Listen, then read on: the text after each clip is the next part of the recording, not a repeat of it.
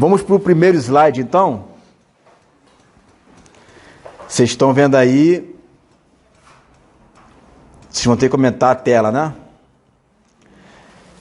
É de Irineu de Leão, tá? O primeiro é de Irineu de Leão. A pergunta é, quem é Irineu de Leão? Tá? Irineu de Leão, ele foi um pai da igreja. O que a gente chama de pai da igreja? Aquele que fez parte dos primeiros cristãos, tá? E aí, ele foi discípulo do apóstolo não, ele foi discípulo de Policarpo. Aí você me pergunta, quem foi Policarpo? Foi discípulo do apóstolo João. Certo? Então você vê que está bem perto ali, né? É a segunda geração de discípulos depois dos apóstolos. Ele vai escrever esse livro aí, Demonstração da Pregação Apostólica, no ano 185 depois de Cristo. Tá? Aí ele vai descrever e vai narrar o que aconteceu lá em Gênesis no capítulo 6. Certo? Olha o que ele vai dizer. A maldade que se expandiu continuamente alcançou e inundou todo o gênero humano, a tal ponto que pouquíssimos traços de justiça sobreviveram entre os homens. Por isso, na terra ocorriam uniões ilegítimas. Os anjos se uniam com a descendência feminina dos homens, e essas deram à luz filhos que, pelo extraordinário tamanho, foram chamados gigantes. Então, esses anjos deram de presente às suas mulheres doutrinas perversas, ensinaram os poderes das plantas e das ervas, a arte das tintas e dos cosméticos, a descoberta das substâncias preciosas, os filtros mágicos, os ódios, os amores, as paixões, as seduções de amor, as cadeias mágicas, todo o gênero de adivinhações e de idolatria, odiados por Deus. Uma vez que entraram no mundo, o mal se expandiu até transbordar e a justiça diminuiu até quase desaparecer. Então você pode observar que ele está fazendo aqui um retrato de como que estava o mundo na época de Noé. E Jesus ele fala em Mateus capítulo 24 que a vida dele será como nos dias de Noé. Então você percebe que nos dias de Noé havia tanta maldade, mas tanta maldade, tanto culto, né, ao culto de mistérios, né, pessoas que amavam a magia. Esse pecado subiu ao céu. Então Deus teve que intervir nessa história aí. E Jesus fala que os dias dele será como nos dias de Noé. Houve a intervenção divina, lá em Gênesis no capítulo 6, houve a intervenção divina. No capítulo 8, começa então o homem a expandir novamente, mas surge um homem, que isso está lá em Gênesis no capítulo 10, no capítulo 11, que fala acerca de Nimrod. Nimrod, ele constrói uma torre, que você conhece a história, que é a Torre de Babel. Essa Torre de Babel, Deus teve que intervir ali. Por quê? Porque esta torre, ela estava, não que ele conseguisse alcançar, mas o propósito dele é de alcançar o topo do céu. Então Deus vai lá e intervém, dando a eles confusão de línguas, que é dali onde se origina os diversos idiomas existentes no mundo. Certo? Nessa história aí, eles se espalham pelo mundo, saem da terra de Sinear e se espalham pelo mundo. Ao se espalhar pelo mundo, eles levam com eles não somente o seu idioma, mas também a sua cultura, que é semelhante. Então você vê em diversos mundos culturas semelhantes umas às outras. Todas elas adorando um deus, ou seja, um deus sol. Por exemplo, aqui no Brasil você via adorando a deus Jaci, o sol, Tupã, a lua. Jaci, a lua, Tupã, o sol. Né? Aí você vê outros adorando também sol no Egito. Outros adorando ao deus sol na Europa. No Japão, o sol nascente. Né? Aí você vê falando sobre o dragão, né? Na Babilônia, você vê falando sobre o dragão na China. Então começa a expandir no mundo diversas religiões, mas que todas elas falam quase que semelhantemente a mesma coisa. Você vê, por exemplo, que você vê nos achados de Gilgamesh falar sobre o dilúvio, que o Gilgamesh era um líder, né, babilônico. Você vê na Grécia o mito de Decalião. Decalião, ele via Deus castigando o homem, e depois, quando Deus ele acaba com a raça humana, começa a brotar homens da terra, né? É o conto de Decalião. Você vê esses mitos, né, diluvianos em todo o mundo.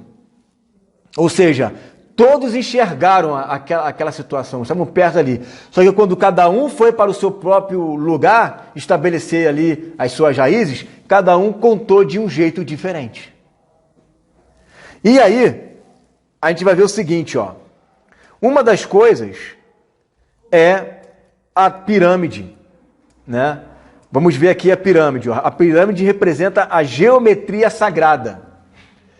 A geometria, ela é sagrada. Para quem? Para os maçons. Tá? Os maçons adoram a geometria. Eles têm um fascínio enorme para a geometria. E você vê pirâmide no Egito. Você vê pirâmide nos astecas. Você vê pirâmides nos lugares onde viviam os incas, onde viviam os maias. Você vê pirâmide no Brasil. Você vê pirâmide nas ruínas de Unagini, lá no Japão. Você vê as pirâmides na China. Em tudo quanto é lugar você encontra pirâmide, na África, na Europa, né? Por quê? São pessoas que aprenderam, né, as mesmas coisas naquela época. E elas foram, migrando para as nações, acabaram repassando. Essas pirâmides aí, Kelps, né, e essas outras duas, elas estão alinhadas à constelação de Orion. Né? E você já deve ter ouvido com certeza falar sobre as Três Marias, né? As estrelas Três Marias. As Três Marias são as estrelas que fazem parte do cinturão de Órion. E elas estão ali alinhadas a elas. Por quê? Porque eles também cultuam a astrologia. Né? A astrologia é um culto de mistérios, é um culto oculto. Tá? Muito bem. Aí você vai ver essas pirâmides em diversas partes do mundo. Você vê no Museu do Louvre, você vê aí em Nova York, você vê na Austrália, você vê aqui na Argentina. Quando esses camaradas, os maçônicos, iriam fazer alguma construção, eles deixavam ali a sua marca. E muitas das vezes a sua marca é uma pirâmide. Tá? Então eles vão fazer o Museu do Louvre, vamos colocar ali uma pirâmide. Ah, mas o nosso país é laico. É? E desde quando pirâmide é um símbolo laico? Pirâmide é um símbolo egípcio. Pirâmide é um símbolo que representa, né, para muitos um túmulo, mas para a sua grande maioria, Rosa Cruz e outros, um símbolo que atrai energias positivas. Não sei se você chegou a ver algumas casas que tem uma pirâmide que fica atrás da porta, em cima da televisão. Para quê? Porque eles acreditam que aquela pirâmide trai energia positiva. Tá? E eles colocam essas pirâmides aí espalhadas em tudo quanto é lugar. Além também dos obeliscos. Tá? O obelisco ele tem ali duas explicações. A primeira é que aponta sempre para o céu, que dali você também, naquela ponta do obelisco, atrai energia, tem energia ali. Engraçado que quando eu jogava o Age of Mythology, você já chegou a ouvir falar nesse joguinho? Que é tipo a irmã do Age of Empires, né? E eu jogava muito isso. Ainda jogo ainda, né? Né? O Age of Mythology. Eu aprendi muita mitologia grega, egípcia, nórdica, jogando ele. Porque você tinha que escolher primeiro, né, qual mitologia egípcia. Aí você escolhia lá, né, um deus egípcio. Esse deus egípcio te dava diversos poderes, né? E tinha um poder que era o poder do obelisco, né? que um obelisco ali era como se fosse um animal, que agora eu não estou lembrado o nome. Agora eu esqueci o nome desse animal, né? Que aí esse obelisco, ele colocava ali, né? E aonde você ia conquistando as terras, você colocava o obelisco, vinha uma energia, ele iluminava o local. Então aquele local ali era iluminado pelo aquele poder que ele tinha, né? Fora outros poderes que tem ali no jogo. Então eu aprendi muita mitologia grega jogando, né? Aquele joguinho ali.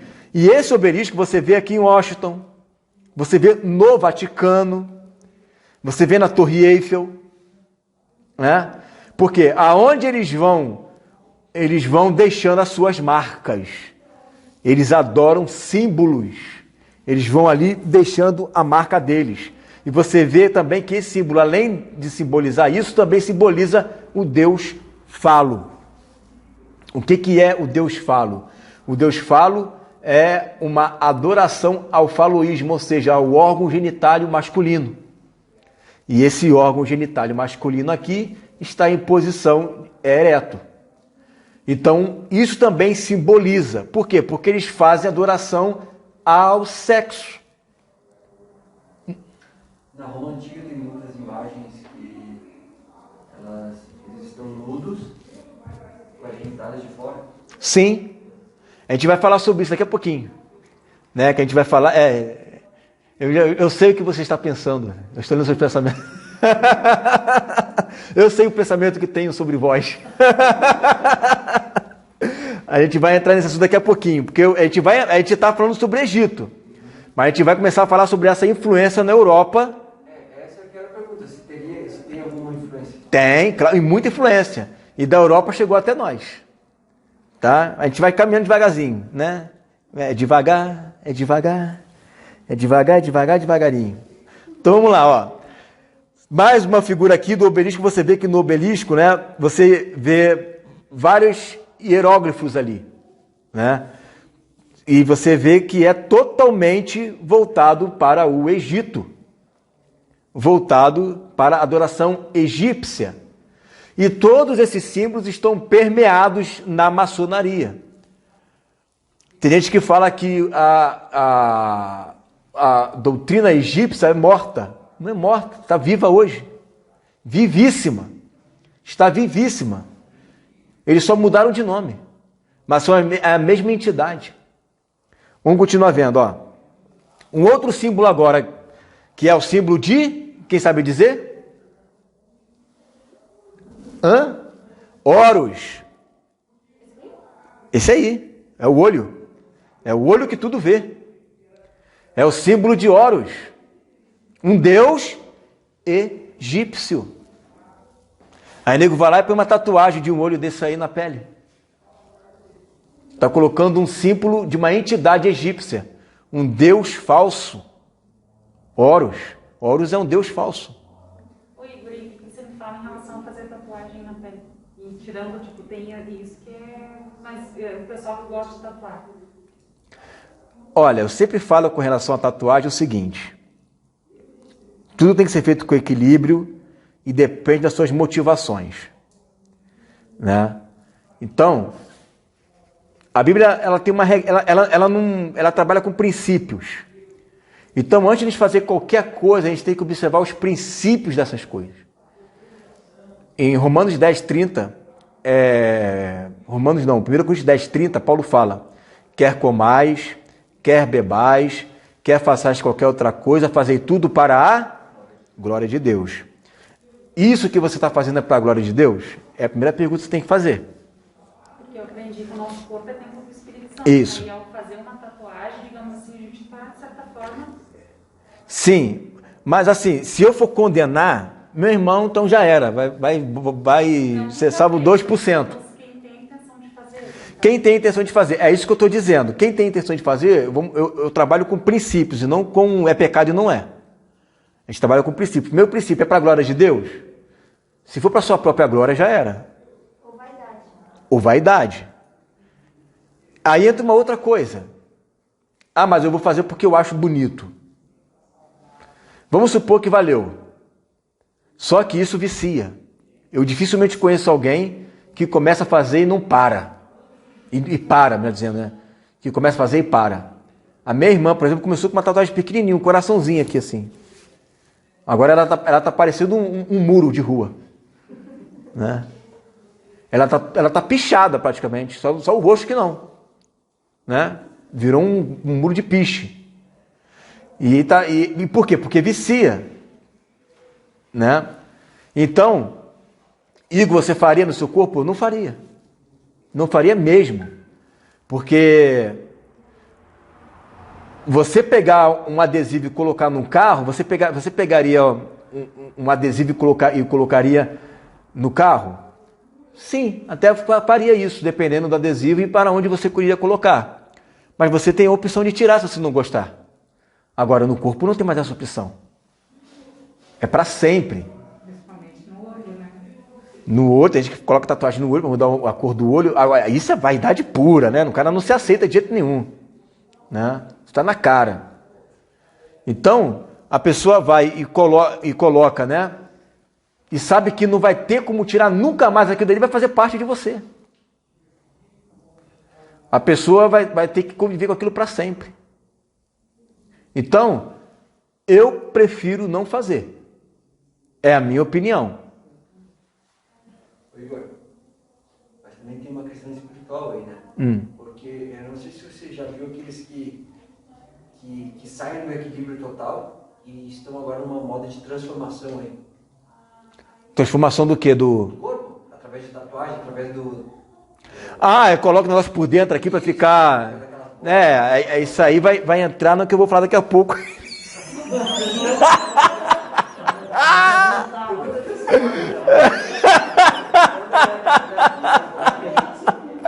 Eu sei o pensamento que tem isso. Quando a gente for falar sobre a ideologia de gênero, que isso aí é ideologia de gênero, né? Um homem não tem mais gênero nenhum. Aí a gente vai falar sobre isso daí. Né? Então, a tatuagem, quando ela perde esses princípios, né, já era. Né? Então, para mim, fica bem claro quando eu tenho que fazer uma coisa e quando não tenho que fazer. Né? Por exemplo, eu corto cabelo, por quê? É para a glória de Deus, é para meu próprio corpo. Né? Eu mantenho Paulo fala, né, apartai-vos da aparência do mal, fuja da aparência do mal. Então, se eu não fizer barba, não cortar cabelo, nada disso, eu vou ficar com uma aparência má. Agora, a tatuagem não é isso. A tatuagem tem a ver com vaidade. Né? Tem a ver com vaidade mesmo. Mas é cada um que sou cada um. Né? Vamos lá. Inteligência e poder.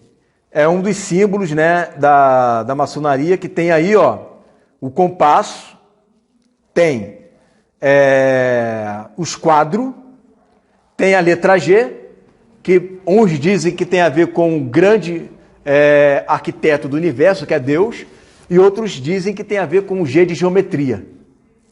Tá? Tem aí esses dois postes, que uma representa inteligência e a outra representa poder. E em cima dele o globo. Tá? Agora, só uma questão que eu não vou entrar aqui, mas é só para deixar você com a mente pensante. Né? O grupo que mais bate naqueles que falam que a Terra é plana são os maçons. Tá? Agora, o porquê disso, aí depois você pesquisa, tá bom? Ó, olha a outra figura aí. Você percebe que isso aí, com certeza, tem a ver com a fundação de alguma coisa, ou de uma praça, ou de uma cidade, né? E tá aí, ó, a pirâmide, tá aí, né, o símbolo maçônico, tá aí, estão aí, né, os dois postes, né, e o globo em cima. Eu sempre falei, aonde eles vão, eles deixam a marca deles, tá? Olha aí, mais uma cidade, ó, tá vendo aí, ó? Mais uma aí. Aqui tem alguns símbolos, ó, que aí entra na questão da tatuagem, ó. Tem gente que usa, ó, o número 13, ó, o Yin Yong. E o homem, ele Deus é bom, Deus é mal. O homem é bom, o homem é mal. Né? O Yin Yong. Já vi gente com essa tatuagem na igreja. Eu acredito que fez antes de se converter. Pô, agora fazer uma tatuagem dessa depois de se converter, pô. Qual que é? É o número 13. Ó, número 13, unicórnio. Tem gente que é fã de unicórnio. O que é o unicórnio? É o símbolo da sexualidade feminina, né? Do feminismo. É só pesquisar. Onde é que aparecem os unicórnios, gente? Em toda a mitologia nórdica.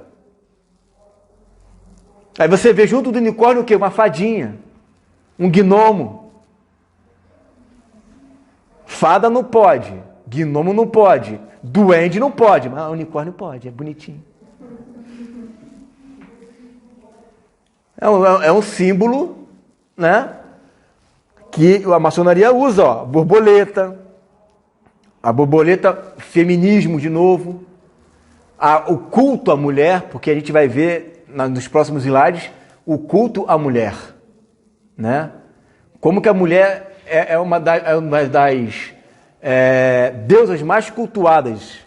Isso para quê? Para tirar a paternidade de Deus, tá? Aí você vê o símbolo do Harry Potter aí, o número 26, que é aquela marca que ele recebeu no rosto, gente que é fãzão de Harry Potter. Eu vi Harry Potter, mas eu não sou fãzão de Harry Potter, caraca, meu irmão, né? Não é nada disso. Aliás, eu vejo tudo eu vejo, tudo eu tô vendo, né? Eu sou curioso pra caramba. Né? Não, mas eu vi as séries, eu vejo tudo. Se botar uma série aqui do Japão, eu vejo. Eu quero saber o que eles estão falando, né? E aí você vê o símbolo da anarquia, ó, número 7, que também é um pé de galinha, que eles chamam de pé de galinha. Você pode ver também o 666 clássico, né? Esse aí ninguém usa, né? Porque está na Bíblia, né? Aí você vê o símbolo nazista.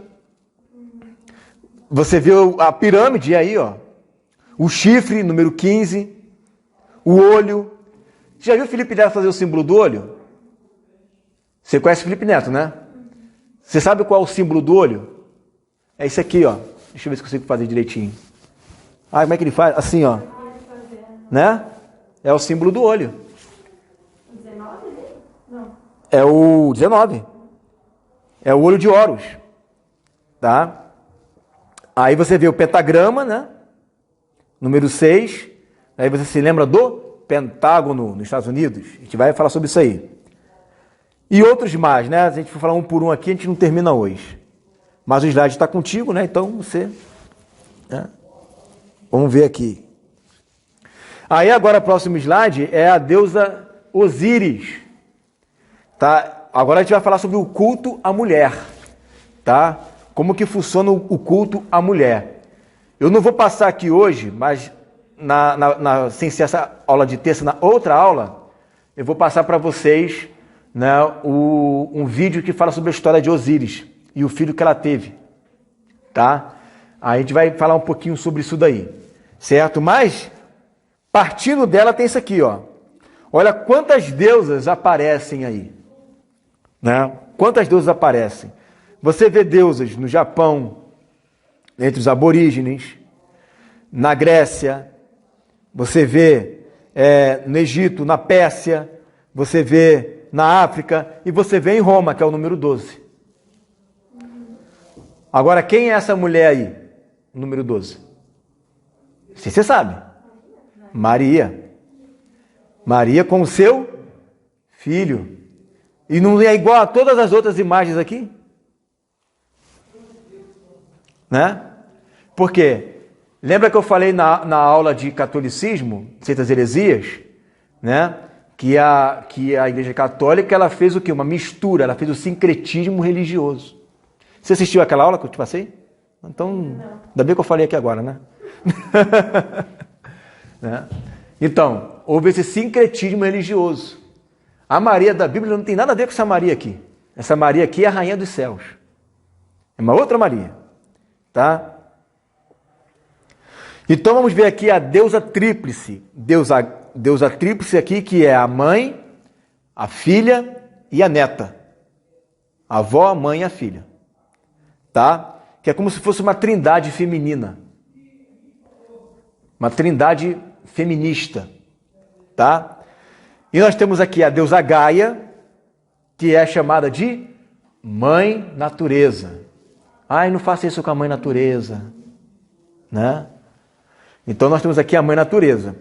E nós temos aqui a Afrodite, que é a deusa da sensualidade. a deusa do amor, tá? Afrodite, correto? Então nós vemos essas 3 deusas aí. Daqui a pouquinho a gente vai voltar nela. Vamos continuar falando aqui, ó. Olha a deusa Ártemis aí. E a deusa Ártemis, ela está representada na Estátua da Liberdade. Correto? Né? Então você vê aí que a Estátua da Liberdade é um símbolo, né, da deusa grega que é oriunda da deusa egípcia, já respondendo a sua pergunta. Porque eles saíram, lembra que eu falei? Saíram da terra de Seneá ali, e eles foram espalhados, né, cada um para o seu lugar. Mas isso não acabou ali, né? Isso foi espalhando, né? E cada um foi trazendo as suas entidades. Correto? E na outra foto aqui nós temos um desenho de Eugênie Delacroix, que é sobre uma mulher, que isso aqui tem a ver com a Revolução Francesa, tá? De 1765, se não me engano, por aí. Tá? E aí na Revolução Francesa, quem é que está de frente aqui? Joana d'Arc não. Né? Joana d'Arc é antes disso aí. Mas essa aqui é uma mulher que ela é representada pela deusa Mariana. Tá? E ela vem carregando um rifle, né? E uma baioneta aí na ponta, né? E você vê ela do outro lado uma bandeira francesa, igualdade, liberdade, fraternidade, e com os peitos de fora, que é símbolo da rebeldia na época. Vai uma mulher botar de peito de fora naquela época o quê? Uma prostituta. A gente está falando do século XVIII. Tá? Agora, você vê as mulheres hoje fazendo protesto, como é que elas ficam? Você vê que é o mesmo espírito. Tá? E aí a mulher aqui de frente, né, segurando as pontas aí. Aí você vê essa liberdade, igualdade e fraternidade, né, no símbolo maçônico. No símbolo maçônico. Um dos que fizeram a Revolução Francesa é o chamado incorruptível Robespierre. Ele era maçônico. Né?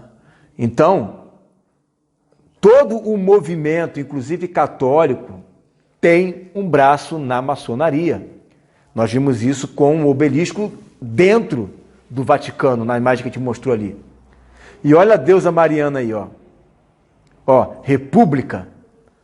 Republique, está escrito embaixo, república. E olha uma cruz aqui. Né? Não é a cruz de Cristo, mas é uma cruz. Dom Pedro era maçom. Olha aí, Dom Pedro, né? E aí com ele você vê a cadeira onde ele sentava com poder e inteligência, ou seja, o poder é a política e a inteligência é a parte intelectual que influencia as pessoas. Que influencia o que? O mundo. Por isso a bola. Você vê aí a estrela, né? Que está na ponta da pirâmide, que está iluminando, trazendo energia. Você vê ali o compasso, né? E em cima o busto de Dom Pedro. Dom Pedro era maçom. Tá?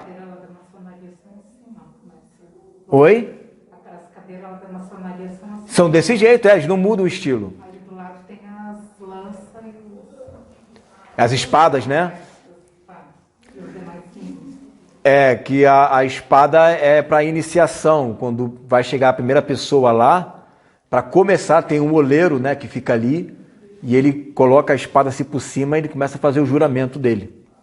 Né? E aí você vê aqui do lado o General Mourão. O General Mourão, ele é o líder da maçonaria hoje no Brasil. Tá? Ele é o líder, ele é o 33º grau do rito escocês no Brasil. Certo? E aí perguntaram para Mourão, na época que Bolsonaro ele foi eleito, né? Mas vem cá, Mourão, você vai se submeter a um capitão?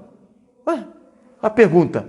Desde 86, que os generais se submetem ao civil.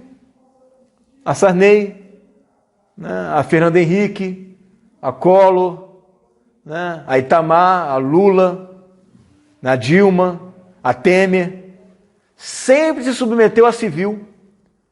Agora, por que não se submeter a um civil que é ex-capitão?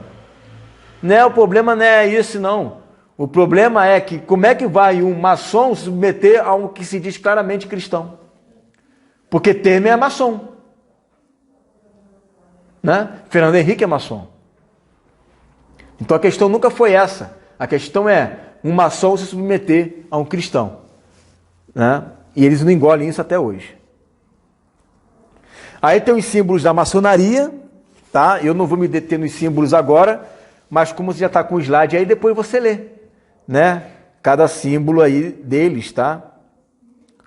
Na nota do dólar a gente vê símbolos maçônicos, certo? Você vê aí o George Washington era maçom e ele amava simbologias, era um maçom que falava em alta voz que era maçom e não se envergonhava disso, né? E recebeu Washington o nome dele, tá? Você vê aí o esquadro na nota do dólar, você vê a balança, você vê a chave, você vê a pirâmide, você vê aí escrito a nova ordem mundial, a nova ordem do século. Oi, Igor, por que a maçonaria é algo tão fechado, tão restrito? Porque é apenas por um grupo seleto de pessoas, porque são eles, não é só eles, tá? Você tem também um outro braço que são os Illuminati, tá? Mas eles é que ditam as normas das coisas. Eles não vão colocar lá, por exemplo, um Marcos Feliciano da vida, que abre a boca para todo mundo. Eles não vão colocar. Eles vão colocar alguém mais comedido, mais quieto, né? Então, ó. Quando eu morava em Balneário, tinha uma época assim que a gente só usava dólar, né? Dificilmente real. Real foi em 94. Aí eu me lembro que na igreja lá, a gente, cada um que pedia oferta, muitos davam em dólar, né? Aí eles se recusavam, tipo, não, dólar não, vai trocar o dinheiro, porque aqui não é. Eles sabem. Exatamente por causa dos símbolos. Eles sabem, né? Mas aí. Mas e o real, a nota do real? Aquele busto que tem ali é de quem? Quem que você acha que é aquele busto ali? Sim, mas eu acho que outro é pior, né? Ah, mas pior pro pior, ficou um pouquinho pior só. Porque aquele busto que tem ali na nota do real é da Mariana. É um símbolo maçônico que tem ali.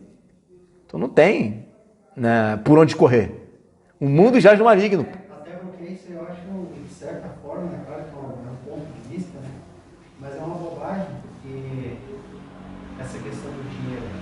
Porque o dinheiro em si, ele é uma ferramenta que você utiliza, porque o dinheiro por si só, né, ele é só uma ferramenta. Agora, o que você vai fazer com ele é que faz a grande diferença. Onde é que mora Edir Macedo hoje? Sim, exatamente. Nos Estados Unidos. Aí você, por exemplo, não quer aceitar uma nota de dólar, né? Porque ele tem determinados símbolos. Agora, se você pegar aquela nota de dólar e você for pegar ela para comprar droga, por exemplo, você vai estar amaldiçoando aquele dinheiro. Agora, se você usar essa nota de dólar para fazer um benefício para alguém, é um dinheiro abençoado em dólar. Não, é claro, a Bíblia já fala, né, que nós nós nos enriquecemos com os dinheiros injustos. Sim. Né? Já há injustiça no dinheiro, já. A gente vai ver essa injustiça no dinheiro. Tá? Olha só. Próximo slide, que é o último. Nova Era, maçonaria, Illuminatis, Wicca, celtas, druidas, bruxaria. Todas elas estão trabalhando juntas. Por exemplo, a Wicca tem hoje 30 mil seguidores, que a Wicca é mais uma religião feminina. Tem 30 mil seguidores, ou seja, tem 30 mil bruxas no Brasil hoje, tentando influenciar, né, os modos viventes nossos. Tá?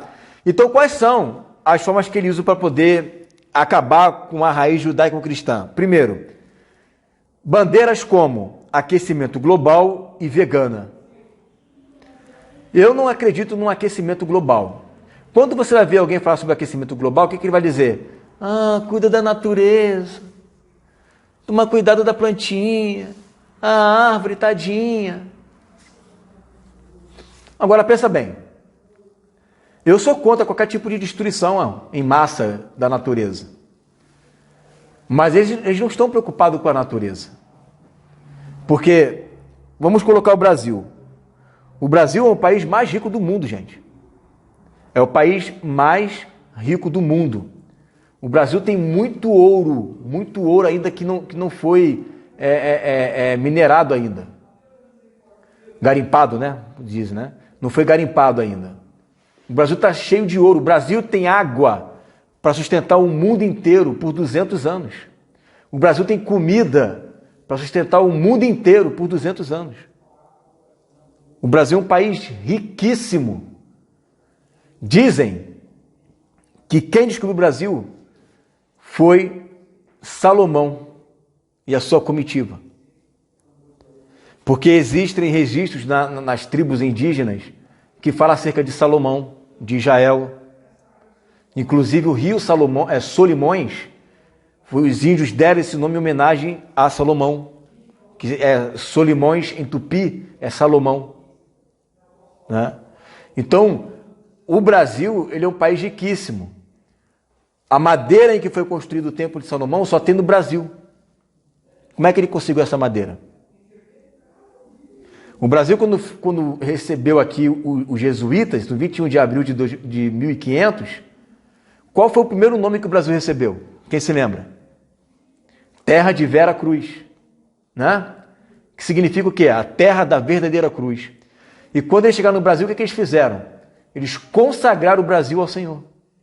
Foi a primeira missa que eles fizeram aqui.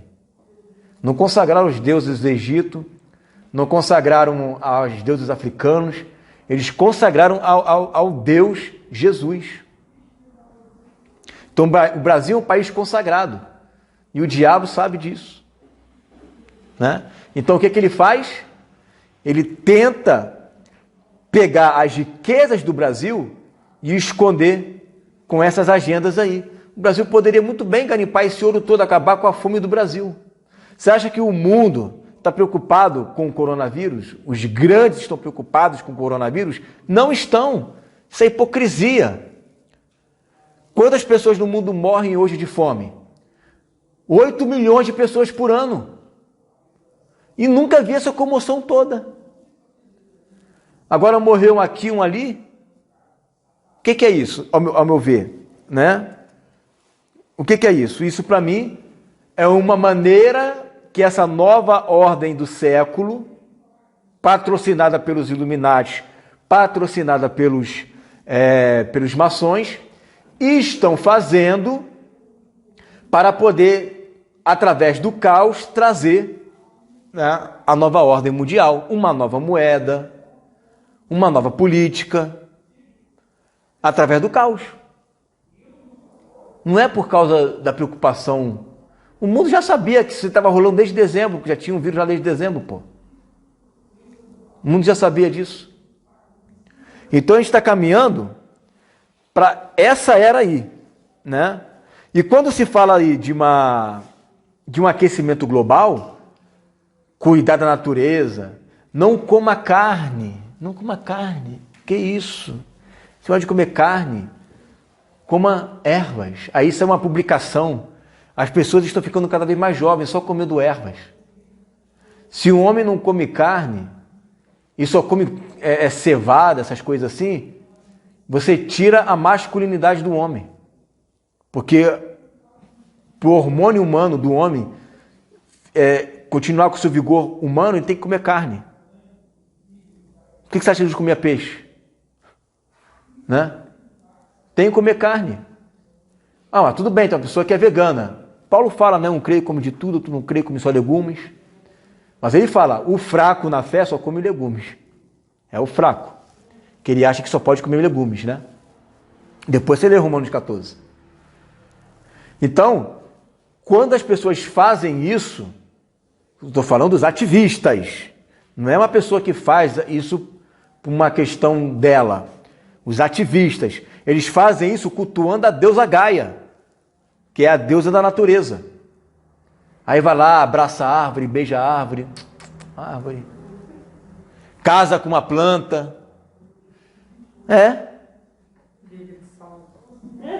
Vive de sol. O sol vai me dar energia. Yoga, né? Então, tudo isso daí tem a ver com o culto à natureza da deusa Gaia. É ela influenciando, é um culto feminino. Gente, quem é que mais? Para pensar. Quem é que mais levanta essas agendas aí? É homem ou mulher? É mulher. Agora, por quê? Porque, qual é a desculpa? Rejuvenescimento. Não envelhecimento. É o culto à beleza. Você pode se cuidar, você pode se manter bela. Isso é bíblico. Você cuidar do seu corpo. O que você não pode cometer é uma corpolatria. Eu me amo, sou muito linda. Me amo. Olha como eu me amo. Sou linda demais. É uma corpolatria. A corpolatria é pecado. Porque aí você está se adorando a sua beleza. E isso é típico de Afrodite. E isso é típico, né, de Narciso, outro deus grego. Morreu porque ele ficou lá se paquerando no reflexo da água, né? Eu sou tão bonito. Aí ele quis se tocar. Aí caiu e morreu afogado. Ele quis se tocar. Então, tem gente que é assim, né? Que é o tempo. Você acha que não? O tempo inteiro? O tempo inteiro se auto-adorando? Na verdade, essa questão de se afogar, a gente vê frequentemente essas mulheres, né, e homens também, mas no gênero feminino, que ela vai fazendo tanta plástica ao ponto de se deformar, ficar quase monstruosa. Sim. Ela cria uma autoimagem, quer dizer, uma coisa deturpada na cabeça que ela acha que ela está bonita. E ela vai fazendo plástica até se destruir, ficar um horror. Tem mulher que há pouco tempo atrás aí, poxa, uma mulher bonita, né? Com o rosto feminino, bonito, daí colocam botox, colocam enchimento não sei aonde, quando a mulher está com a cara monstruosa, ela acha que e ela não consegue parar mais. Por causa dessa questão narcisista. É narcisista, né? É mulher, é homem, mas muito mais mulher. Por isso que a mulher tem que vigiar isso daí. Né? Tem que vigiar por quê? Porque muitas das vezes ela está achando que está cuidando do templo de Deus, mas está adorando esse templo aí. Uma coisa é cuidar do templo de Deus. Uma outra coisa é adorar esse templo. Então nós vemos aqui, ó, aquecimento global, vegana, símbolos maçônicos, né? Agenda LGBT e ideologia de gênero, né? Então a agenda LGBT, isso aí é o que? É o culto ao sexo. É culto ao sexo. É o culto ao gênero. Né? Ninguém é homem, ninguém é mulher, aquilo que o Rodrigo falou ainda agora ali. Eu sou o que eu quero. Aí o camarada acha que é um cachorro. Você já deve ter visto isso daí. Tem gente que acha que é cachorro mesmo. Late. Né? Tem gente que acha que é, tem gente que acha que é. E se você falar mal, é preconceito. Olha, e é uma agenda que está vindo com força. Está descaracterizando o homem. Esses aí que você falou que bota não sei o que, aqui tem um tal do homem lagarto. Depois você põe aí um homem lagarto. O cara se tatuou todo de lagarto, cortou aqui a língua, aqui assim, aí fica... Não? Língua de cobra, né?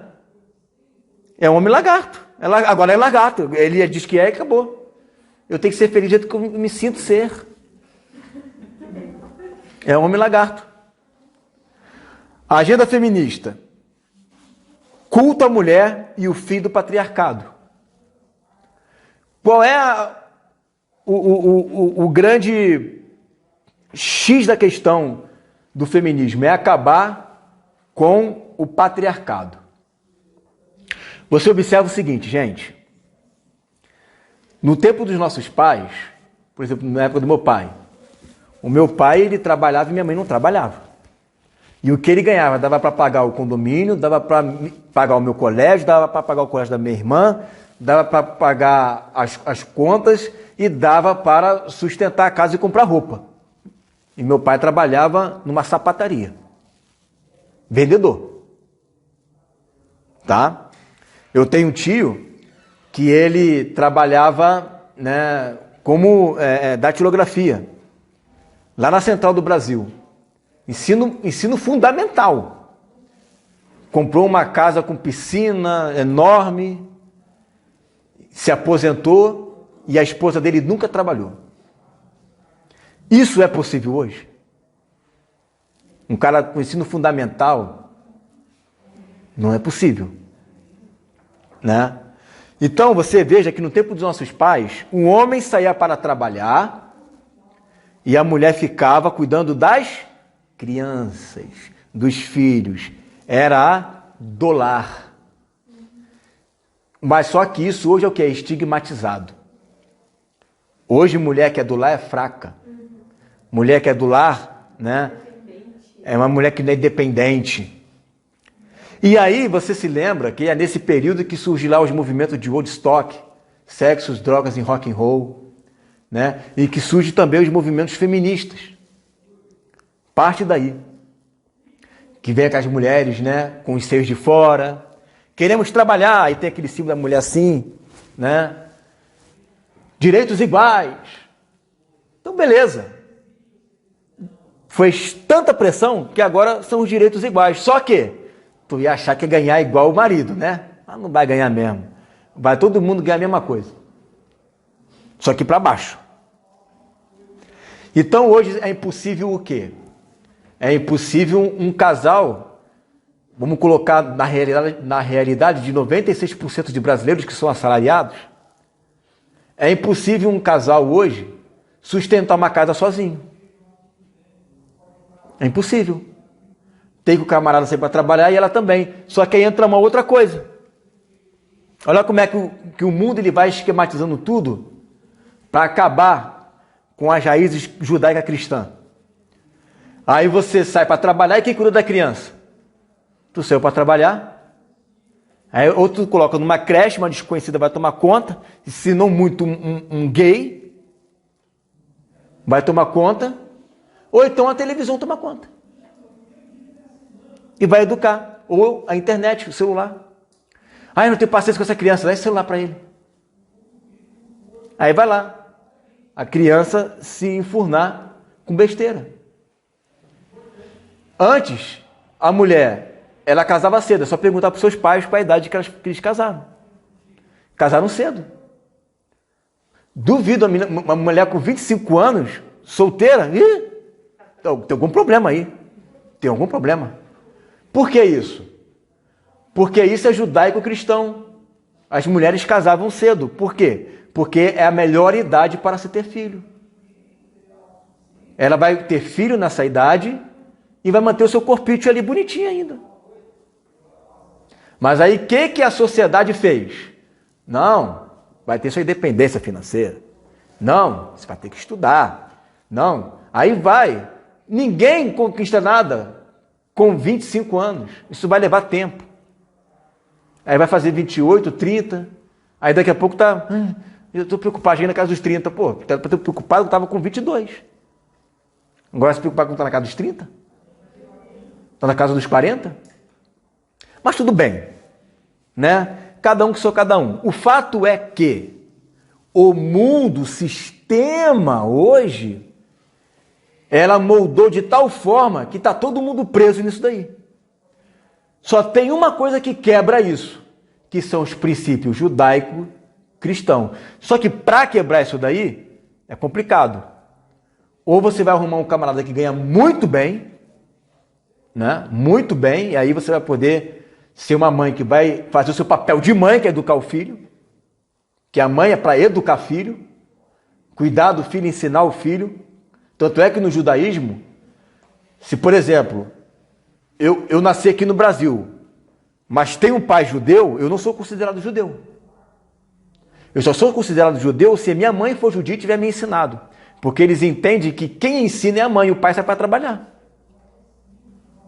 O pai fica mais fora do que dentro de casa. E isso não é antigo, gente. Isso aí tá... Uma geraçãozinha atrás, os nossos pais eram assim. Uma geraçãozinha só. E sempre foi assim. Aí a mulher vai trabalhar, vai estudar, vai cuidar da criança, vai cuidar do marido, vai cuidar da casa. Estresse, depressão, ansiedade. Nunca se viu mulheres com tanta ansiedade como no dia de hoje. Não tem estrutura para isso. Porque a estrutura não muda, o que muda é a sociedade, mas a biologia da mulher continua o mesmo. O ovário começa a desenvolver, a funcionar com 16, com os 30, para cima, 40 já tem problema. Para ter filho. A biologia continua a mesma. Mas o que está valendo hoje é a ideologia. Né? Então a única coisa que quebra hoje é a estrutura judaica cristã. Mas para quebrar essa estrutura, vai ter que rebolar muito. Né? Vai ter que rebolar muito, porque é difícil quebrar essa estrutura. Porque a mente feminista ainda está incutida em muitas mulheres ainda. E tem muito homem que também tem uma mente feminista. Claro, né? O camarada não coloca o seu papel de homem, não consegue brigar, não consegue lutar pelos seus ideais,